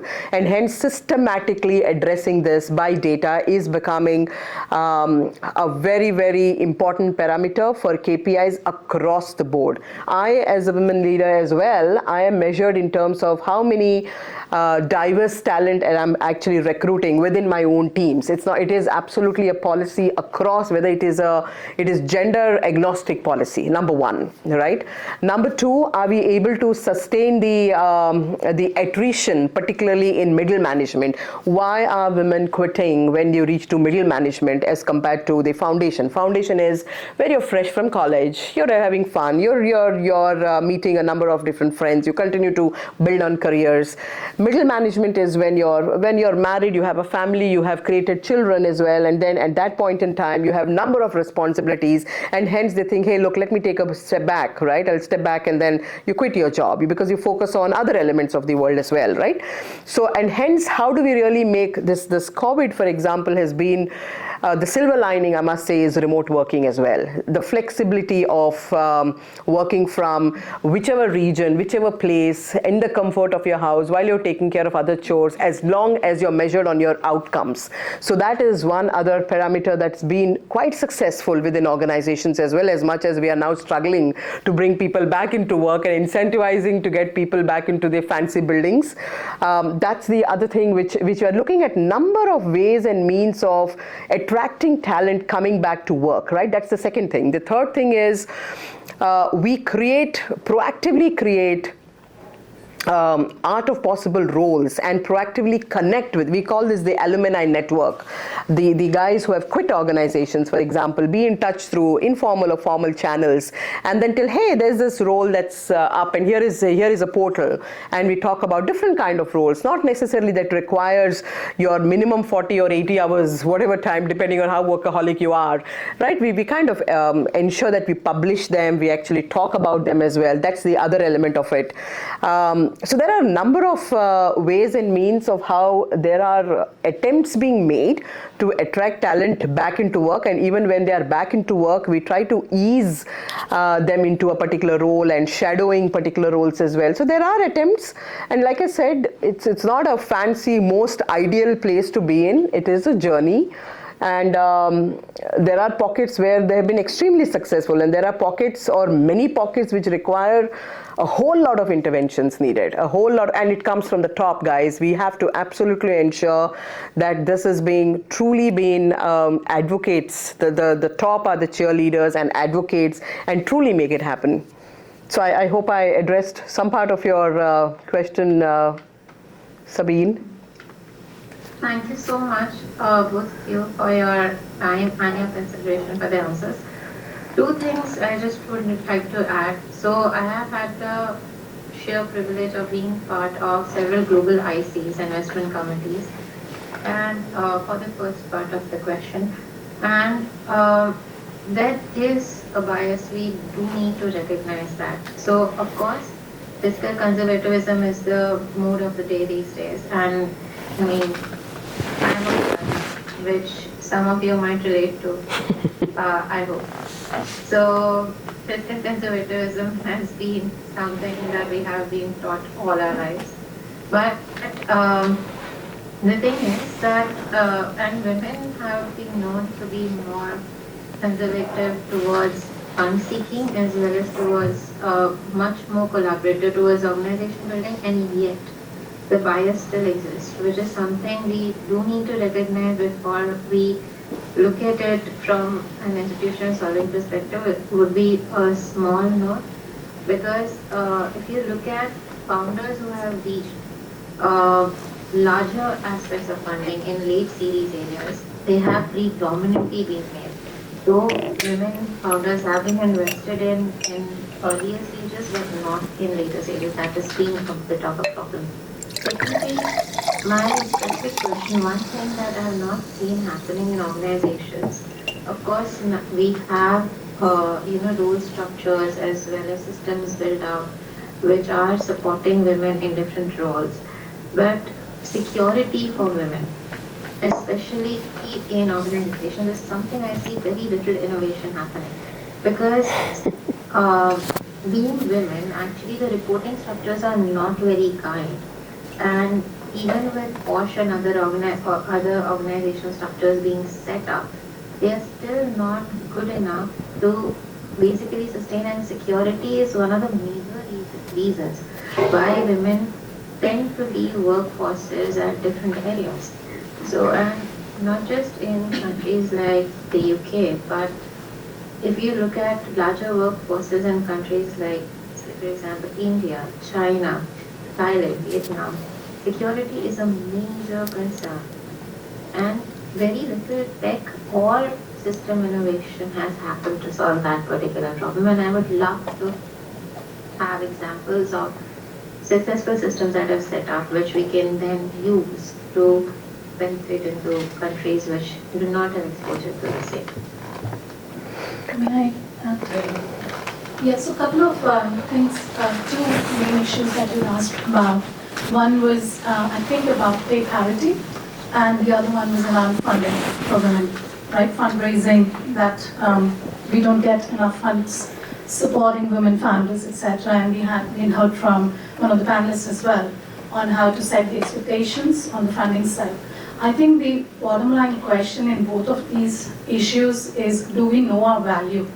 You know, how do we value ourselves in an interview? How do we value our company when we're going and pitching to to investors? And it is traditionally seen that the pay parity issue, as much as it's an issue with the organization, it's as much an issue of we not asking for the right pay scale. So two things that we're doing, at least I'm aware of the initiative, and I'll leave it to you guys to search and Google. UK government came out with pay transparency pilot last year. That was in June 2022, and the pilot was for 1 year. The idea was that if a position or a role has been published with the salary that will be provided for the role, whether it's a male or a female, then women have a barometer to ask for the right pay scale. I see in my experience, I've spent 2 decades in IT and interviewed quite a few people. I've always seen that women don't ask for incentive structures, we don't ask for benefits, we don't do our CTC calculation when we go and ask for that. And companies do not have an obligation to tell you how much they are willing to pay you for that role. And mostly men would go and value themselves much higher, and it happens exactly the same when I look at startups, founders pitching. Women are extremely conservative about the valuation of their company, and men are quite bullish about the valuation of their company. So I think for pay parity, there is an initiative being done by the UK government that will make it mandatory for the organizations to publish pay scales for the roles that they are advertising, and it gives us a range, and hopefully it will reduce the disparity that we see, because we will know what to ask for or what is the published role going to pay within the margin of error of 10%. And for the funding side, I agree with some points that Andy said. I do feel that when women founders are presenting their pitch decks, it is assumed that if they don't get funding, there is bias. And I've seen several examples where I've been on the panel looking at investment. I've said no to women founders because they were not ready with the business plan as comprehensively as their male counterparts were. I do want us to challenge ourselves and think that every time we face rejection, is it truly a bias? Or is there work to be done? Because we have had a later start in the game, right? Women joined, whether it's investment, whether it's tech, whether it's jobs, we joined later. So we do have to catch up in terms of availability, our numbers, etc. But I also feel that we have to challenge ourselves and think, are we biased against the bias? Every time we get rejected for a role, do we assume it to be a bias, or do we know it to be a bias? And I think that's where the data needs to be really looked at. In terms of saying, why has this been rejected? So another initiative, which I'll advise, we will put it on our website as well. If you guys are interested, we want valuations for founders to be published as well. Just like if the government is doing pay transparency, we want valuation transparencies for male and female founders. Because if you're a very similar business plan, if it's a very similar skill set, and you're building a very similar company, you should know what valuation you should be getting for that particular startup, and you can be confident about going and asking for a 10 million valuation instead of 2 million, because you might be underpitching. And if you know, from a VC perspective, you did mention that it is a finance game, and the investment does look at numbers, but if you're supposedly 10 million worth of valuation, your Series B would be much higher, which is what's happening, at least in my experience I've seen. The first round of funding is valued so high that the second round is much higher, and the money allows them to scale. Whereas female founders, we go for a lower valuation, we raise lower amount of money, we take a bit longer to scale. As you rightly said, we play the long-term game, but we miss out on the valuation game because we haven't thought through, you know, your next round and the next round. So the two initiatives that you can go check out, one is Space Transparency, and the other is an initiative that we are doing, which is around valuation transparency for female founders, so you know where you stand, if that helps. Thank you. Just to let you know, we've got 7 minutes in hand, so we can take one more question all together. Any questions? Please go ahead. We'll all take all of them together.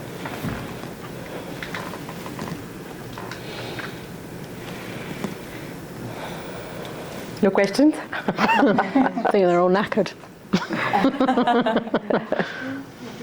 Can I follow up on the funding question? I do think there needs to be space for some policy changes. The Economist has written, I do think there's space for some policy changes that come from LPs. So if you look at ESG investing, it's a lot easier to talk about carbon credits, et cetera, and returns, whereas it's much harder to talk about the valuation of a woman-led company versus a male-led company, even though if we look at meta studies of women-led companies with high percentage of women leadership, they should have higher returns. That kind of sort of credit and secondary policy making as part of ESG data should be part of the reports going to LPs. It's not really, particularly with pre-seed funding, because those numbers come from, no one knows. No one really knows, let's be honest, no one knows, that may help. You are pre-revenue, right? So on that basis, that really needs to be pushed for by new incoming VCs as part of their reporting package. And I'm trying to do that, which we don't do at all. Personal anecdote. That's a very good point. I'm not an expert in VC funding. I'm just using it to compare to other ways of funding and just trying to expand on what other opportunities there are out there, thinking about our sort of mentality and unique skills, and that's why I was going towards non-dilutive funding, and also because that's what I do for a job. What I was trying to do, I think, is like, let's open up to all the other things that are there. Of course, that we have a long way to go in VC funding and in non-dilutive funding. So I was saying, in the last decade, there are more grants going to women than there were before, but it's still a very small proportion compared to the amount that is going to men. And I think the only good thing, the only thing that is going in our favor is that when you talk about grants, for example, it's that thing that we're talking about, real life solutions. And whereas I talk to founders all the time and I see their projects, and it is true that women tend to undersell what they're doing. And sometimes they have amazing projects. It's just that they're not selling it the way they should be selling it. But when it comes to grants, the way you should explain your application is a problem solution. So there's no, there's no bluffing about it. So you have to talk about the problem and the solution and the technical challenge. So I think that's why I'm saying that if someone has an amazing project that has this problem solution, kind of just go for it, go for a grant. Why not? It will give you time as well. It will give you some more time to think about who is the VC you want to support. Because when you talk about VC funding, it's a bit of a marriage. It's a long-term relationship. You don't want to go for the first one just because they're offering you the money. They may not be the right VC for you. So I think if you're getting, I'm saying grants, innovation loans, anything that can help you to take a bit further down the line and give you the time to think about it. And don't change your product, your project, because this is what you think a VC expect. So I'm just trying to think about which tools we have there available for us to have some more time. For the world to change and everything to change, I think it will be a long time. There are like some sort of like students here. Hopefully by the time you get to that point, it would be a different world when it comes to funding and all the support that you need. But it's just like one thought about how you can play your strengths in trying to find some funding. Perhaps Rebecca, you want to summarize and... I mean, my goodness. Well, I'll leave the sort of funding element to you. My funding is slightly different compared to what Veronica does. But I think if I'd just like to sort of summarise the evening, if I can. Obviously, fantastic panel. And I really hope you've taken away from that, you know, that there are options and there's not just one road to, you know, success, and that it really is about, you know, women helping women as well, and having that network and that support. You know, I'm happy if anyone wants to contact me. Can't speak for my fellow panelists, I'm sure they are though. So, you know, reach out. You know, what harm does it do? And, you know, take those chances. You know, the worst that can happen is they could say no. You know, so, you know, please really do. Yeah, reach for the stars. But yeah, I'll leave it at that. But hand back to Subhash. Thank you so much. Good. So yeah, in terms of statistics that you asked me, we are today having 52 guests joining us. And we have to support 15 people joining from various parts of the globe, which probably means we're doing something good. But more than that, let me share a bit of fact out here. When I launched Tech Tuesday in January this year, actually I wanted to start off with Women in Tech.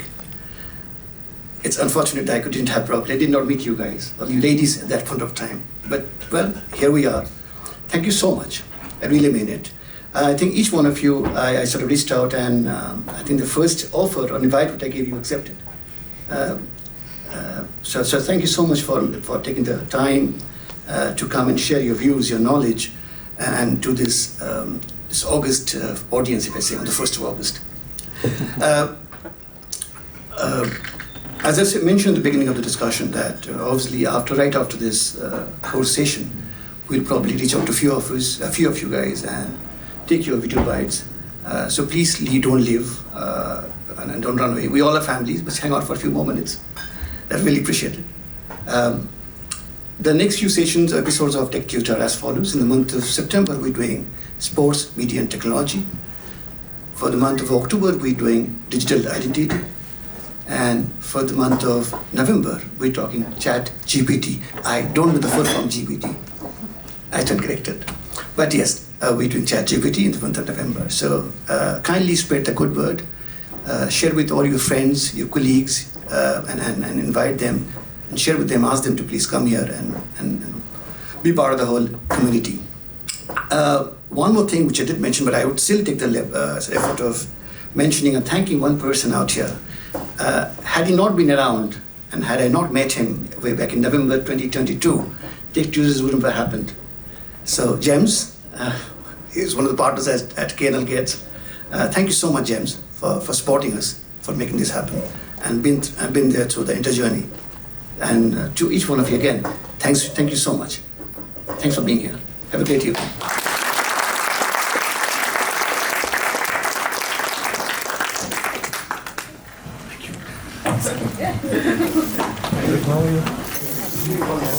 Thank you.